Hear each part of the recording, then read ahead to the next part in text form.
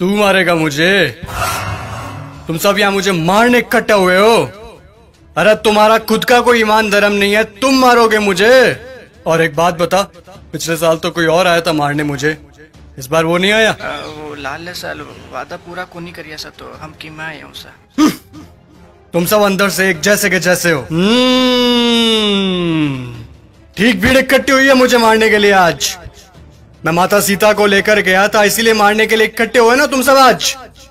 हाँ, मैं मानता हूं मेरी गलती, लेकिन माता सीता को किसी कारागृह में नहीं, सबसे उत्तम वाटिका थी उसमें रखा था मैंने। और हाथ लगाना तो दूर, गलत नजर से देखा तक नहीं था मैंने माता सीता को। और तुम्हारे यहाँ छोटी छोटी बच्चियों को दरिंदे उठाकर लेकर चले जाते हैं, उनके साथ रेप करते हैं। उनको तो तुमने कभी ऐसे इकट्ठा होकर जलाया नहीं। वो दरिंदे क्यों खुलेआम घूम रहे हैं आज भी, मुझे ये बताओ। आए मुझे जलाने। अब चोटे तू बता। मैं तो सभी वेद और ग्रंथों का ज्ञाता हूं, तूने कौन सी वेद ग्रंथ या पुस्तक पढ़ी है, मुझे ये बता। 5वीं फेल मेरे समक्ष बोलेगा तू? चुपचाप खड़ा रह तू। देख, मुझे ना केवल संगीत का शौक है, बल्कि सभी रागों का, सुरों का और वाद्य यंत्रों का ज्ञान भी है। तुझे क्या ज्ञान है वाद्य यंत्रों के बारे में? ये मारने आया है मुझे।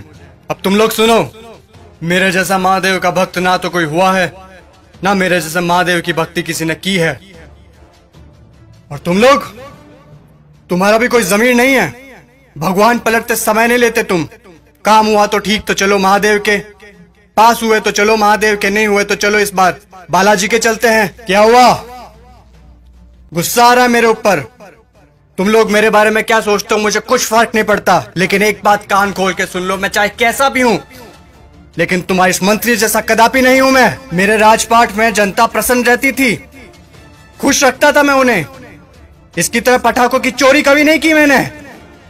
बोलूं, बता दूं सभी को, ये दुष्ट, ये तुम्हारा मंत्री दुष्ट एक नंबर का, ये कागजों में लिखता है कि रावण दहन के लिए 50 पेटी पटाखों के लगे, और लगा था 5 भी नहीं है, ये सब इसके घर पे जा रहे हैं। और तुम लोग क्या कहते हो? बुराई पर अच्छाई की जीत। कहां हुई, कहां हुई बुराई पर अच्छाई की जीत? जब तक तुम्हारे मन में चोरी, गद्दारी, लालच, वासना, द्वेष, अहंकार जैसी भावनाएं जीवित है, बुराई कैसे मरेगी? बुराई मर ही नहीं सकती। तुम लोग मुझे खत्म करने आए हो ना? अरे मेरा खात्मा तो मेरा अहंकार कभी कर चुका।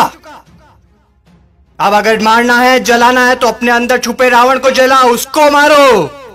सच्चाई और अच्छाई को अपना लो, बुराई अपने आप खत्म हो जाएगी।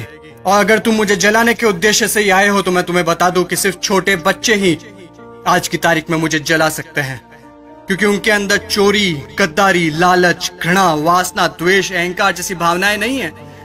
असल में वही हैं ईश्वर का स्वरूप। ए लड़के, लगा दे आग, फिर से जला दे। अगले साल फिर आऊंगा मैं जलने के लिए, लेकिन अगले साल मैं देखूंगा कि आप लोगों ने अपने अंदर के रावण जलाए या नहीं। खुश हैं अभी आप सब? एक बार फिर से आपका रावण जल रहा है।